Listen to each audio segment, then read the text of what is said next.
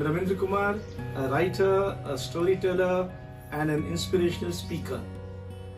38 books written by me have been published, and my writings have been translated into 29 languages. I write in almost all genres. Picture books, and some of them have awesome illustrations by some of the best illustrators of the country.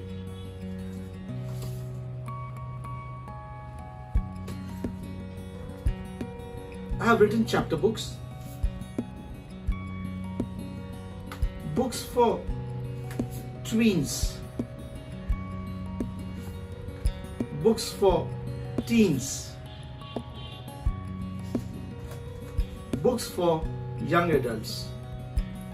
I have written a couple of biographies. I have written on some very serious topics. This is on the POCSO Act. This on the Juvenile Justice Act. This on diabetes. By the way, I'm a diabetic. This book was written for an NGO, and it showcases the struggle, the trauma, the resilience, and finally the triumph of some girls who have fought every kind of adversity that is possible.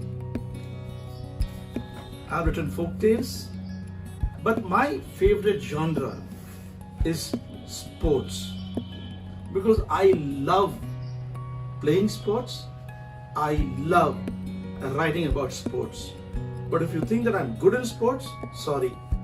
I played all sports, and I played them all very badly.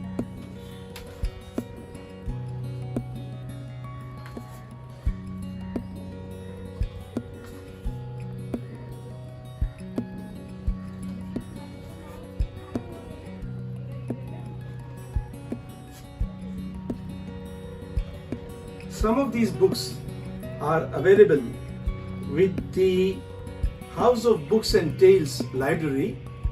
You can borrow them or order your own copy.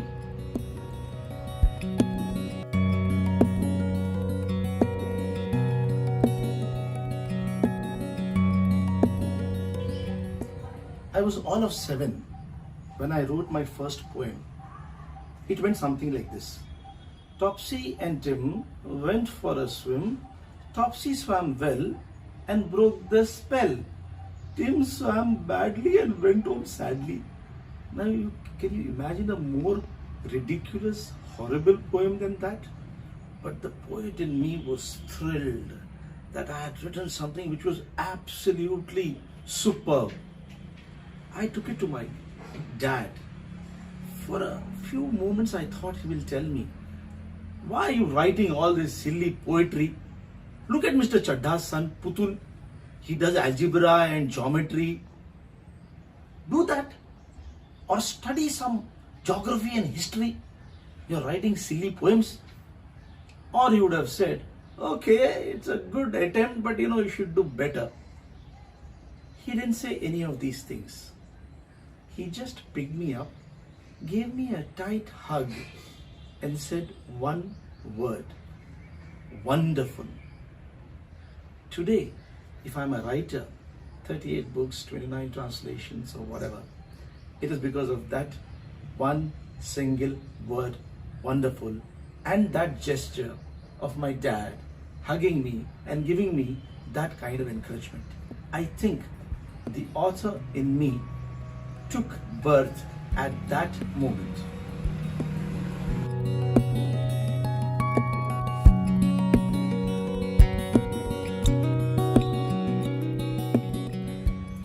When my daughter Ankita was 4, my son Aniket was born.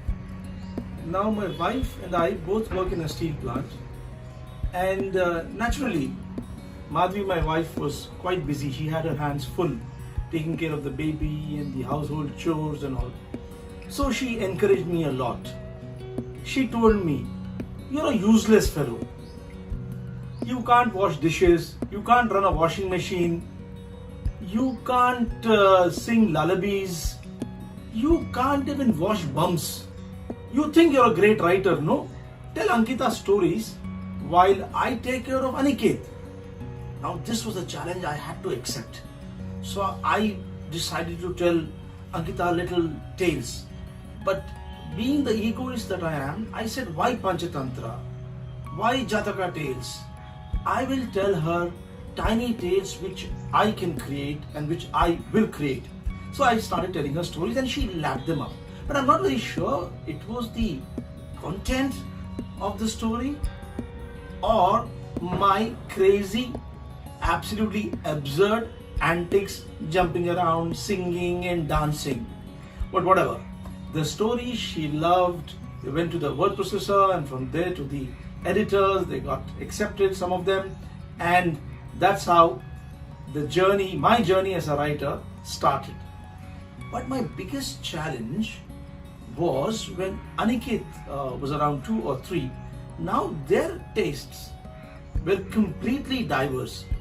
Ankita wanted stories like, once upon a time, long, long ago, there lived a beautiful princess. She fell in love with a tall, dark, handsome prince and instrode a giant. But the prince, using his ingenuity, his intelligence, and his skills, caught the giant and imprisoned him in a dungeon. And the prince and the princess lived happily ever after. But for my son, it was completely opposite. I had told him, Aniket beta, our Guruji is Bruce Lee. And I put a huge poster on his almirah. So every morning he would get up and he would say, Parnam Bruce Lee. And he wanted action. He was a great fan of Spider-Man, Superman, Batman, Iron Man.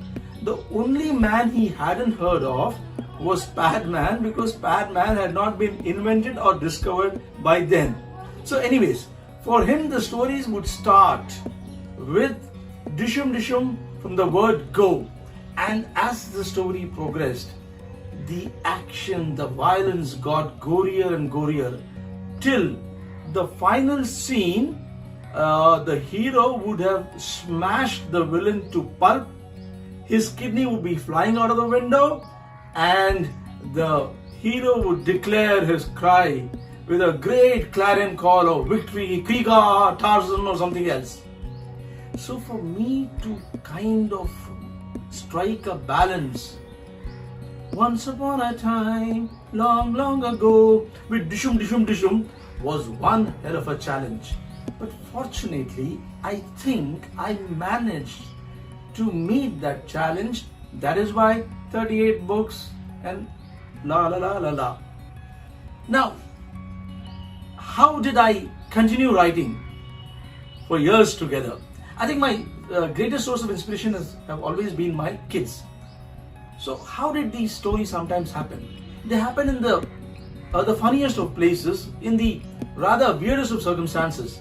Once we were waiting in a clinic of a dentist, and it was a long queue and the kids were getting bored. Ankita was I think 11 and Aniket was 7, and they started pestering me for a story. I said, have you guys gone crazy? Here in the waiting room of a dentist, I'm going to tell you a story.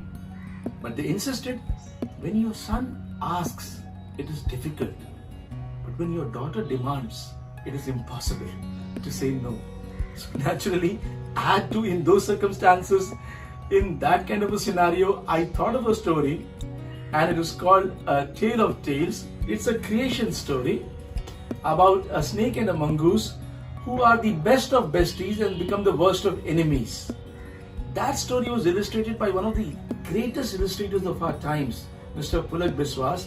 Went on to win a lot of accolades. It got translated into many languages, many editions. In fact, it's been translated into a language which, to be exact, is called Birhori. It is from the Chota Nagpur region, and it's spoken by hardly 2,000 people. So that's how popular this story has become. So now when I look back in time, those rain-drenched evenings, the summer twilights, those sunny winter afternoons. Ankita, Aniket and I, we would sit together and explore the beauty, the magic, the wonder of stories, fantasies, folk tales, and lose ourselves completely in that beautiful, enchanting world. For me, if you ask me what are my best memories, I would say those days when I and my kids were connecting through stories. And I would, invite, or I would beseech and request all parents to try out this storytelling with their children.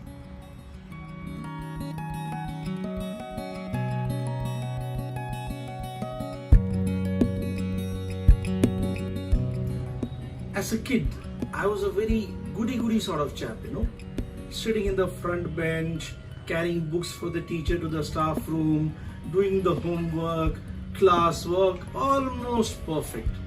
I very rarely got into trouble, except once. It so happened that we had a free period, I think I was in class 6. So I was fond of chess. So our class teacher, Mr. Rao, was absent that day. And I and my friend Ravi, we decided to play chess in the class.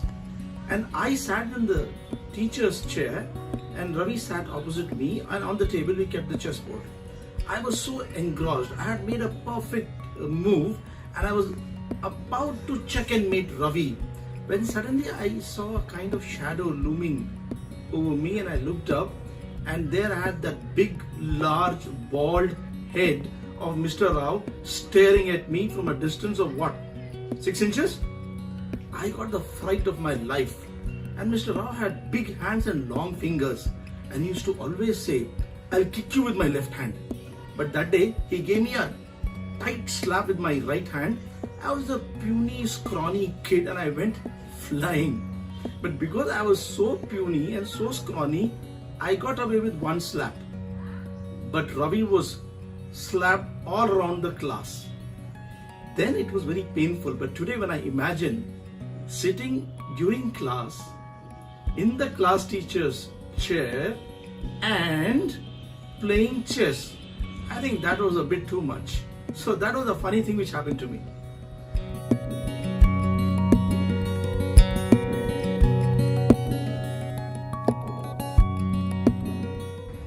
As I was growing up, my bestie was my dad. He always encouraged me as far as my writing endeavors were concerned. I remember when I was around 12, I had written a full-fledged novel, 56 pages in my spidery scrawl.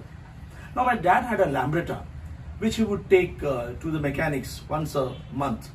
So there, sitting in the mechanic's shop or garage, in the veranda, me sitting on a stool, he sitting in a chair, and in the background the music, the cacophony of the mechanic shouting, "Do number pana lao, 6 number pana lao, babu kya kar raha hai, Ramu utho." In all that cacophony, I would read out my maiden masterpiece to my father, and he would listen to every word. Sometimes he would offer gentle, unobtrusive suggestions. Otherwise, only encouragement.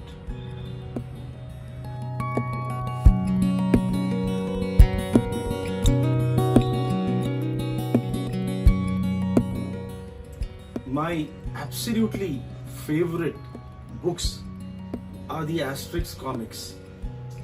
What wonderful imagination. I mean, it's so amazing that even in translation, they are so superlatively superlative. I mean, you run out of words, when you try to describe an Asterix comics. For instance, what I really like about them is, apart from the humor, is the fact that it is the typical David and Goliath syndrome, in my books also I always try that the underdog somehow vanquishes the bully, the big bully. So here the Gauls take on the might of Caesar almost in every comic, and pulverize them absolutely. And just see the names: fully automatics, unhygienics, panacea, and geriatrics, get a fix, cacophonics. My wife calls me cacophonics every time I want to sing a song or something like that. And the humor is continuous. And in the names, the illustrations are absolutely awesome. Even the little dogmatics, when he's angry or he's upset or he's, getting bullied and all that, every expression is so beautifully etched. For me, they stand out.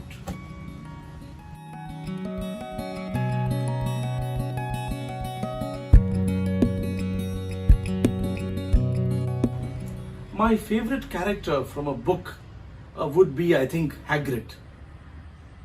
He's big, he's powerful, he's gentle, and like me, he loves animals, and he has a great sense of humor.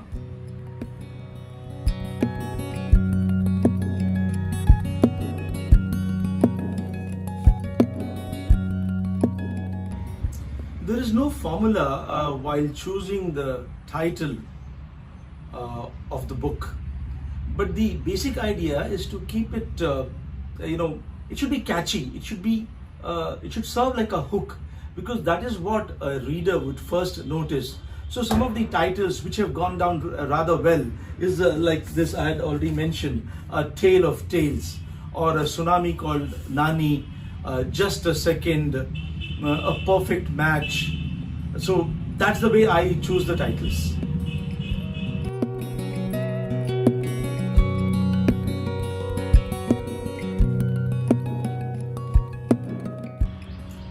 First and foremost, it is my attempt to make my story entertaining, interesting, and pacey.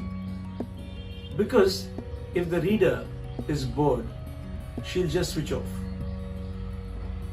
At the same time, I want to convey a tiny message which is subtly tucked in the story. I don't want to be preachy or moralistic or didactic. The message should, or the value should, flow seamlessly as a part of the narrative. The young reader should internalize, should imbibe the value without even realizing it.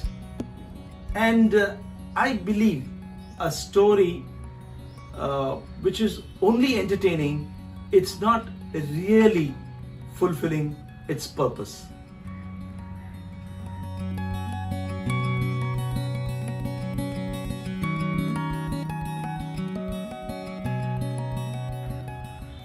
Other than writing, what I enjoy the most, like I mentioned, I think, is storytelling. And I enjoy telling stories to kids in huge numbers, because I draw my energy from the jumping, singing, dancing children in front of me. A couple of years ago, I had gone to Sharjah Children's Reading Festival, and from there we were taken to Abu Dhabi. So there, when I entered the hall, it was like 6 basketball courts combined, and there were 1,100 children. Madhuri, who accompanied me, looked at me, and the expression on her face reflected pity and apprehension. How are you going to manage this? You're going to suffer from brain hemorrhage. 1,100 kids, 1 hour. And I said, just leave it to me. And for the next 60 minutes, 1,101 kid had a blast. We sang, we danced, we screeched, we yelled, and I told a story, and they responded in a superlative way. And I cannot tell you whether there can be a moment ever in future that would be more sublime than this experience of mine. The other activity which I love and which I think I'm rather good at is dancing. I love to dance, and I've been dancing on stage for God knows how many years. And here my best experience, my favorite experience is We had gone to Greece, Athens, to attend an international children's congress, and from there we went to Santorini. So there, in a Greek restaurant, which was like a dhaba, Indian version, of a dhaba. They were playing music, which was again Greek and Latin to me, and I decided to dance to those tunes. And my wife again, Madhvi again warned me, you'll be lynched. But I started jiving, and they have this tradition that if they like something, they break these ceramic plates and yell, "Oppa!"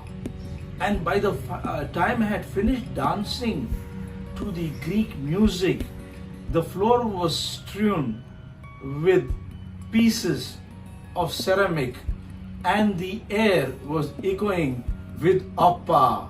And that was really an "Oppa" moment for me.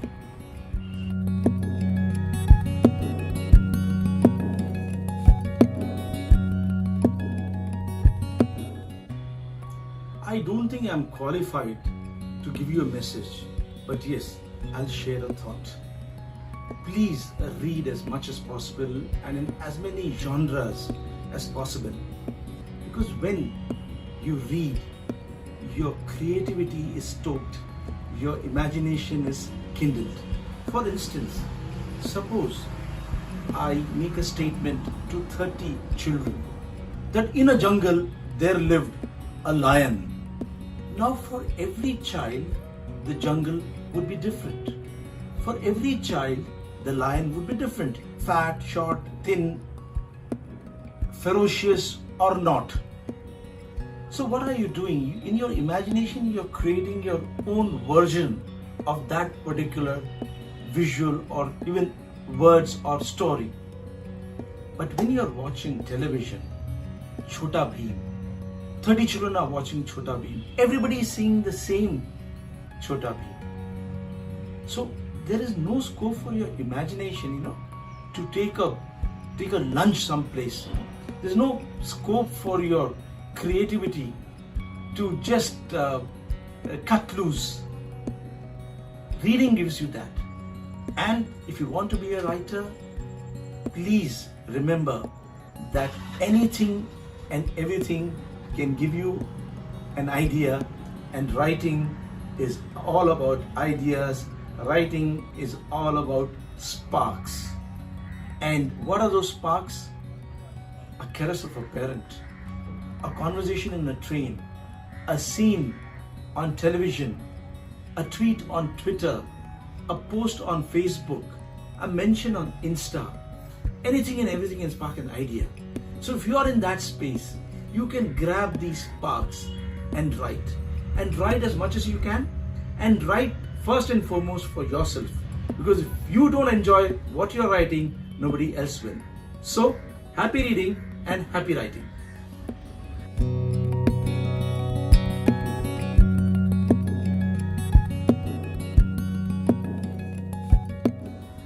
If books are my besties, a library is like a playground with my friends.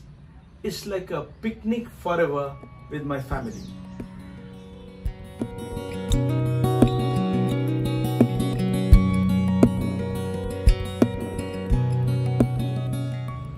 My latest book is called The Canine Chronicles.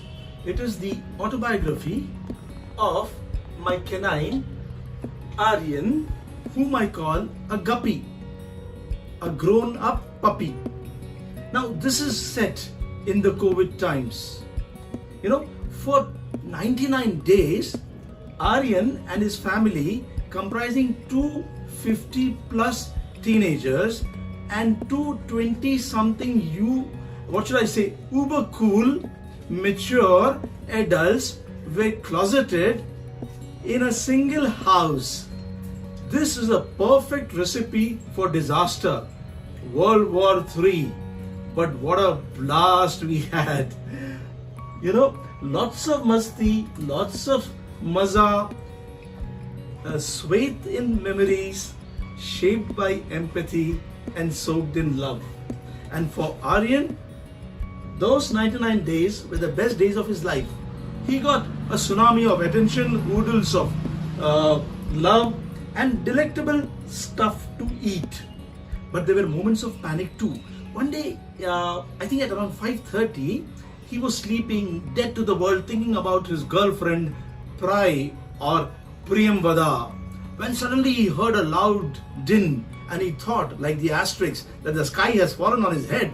He rushed out to find his entire family beating the hell out of every steel vessel in sight, and his papa, the worst singer on planet Earth, even trying to belt out a melody.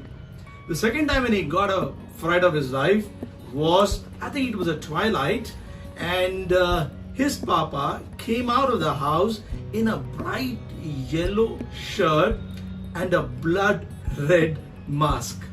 But this book is also about empathy. Empathy for fellow humans, empathy for fellow canines, and most important, empathy for nature.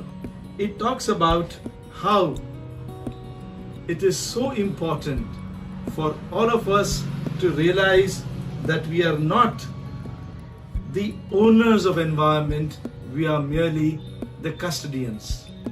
This book is available on Amazon, and you know what? The proceeds of this book are going to CARE, an organization which is devoted to animal rescue and is located in Bengaluru. So for a woofy, juicy, must delicious read, do pick up your copy of The Canine Chronicles, Love and Laughter in the Times of Corona. Woof woof!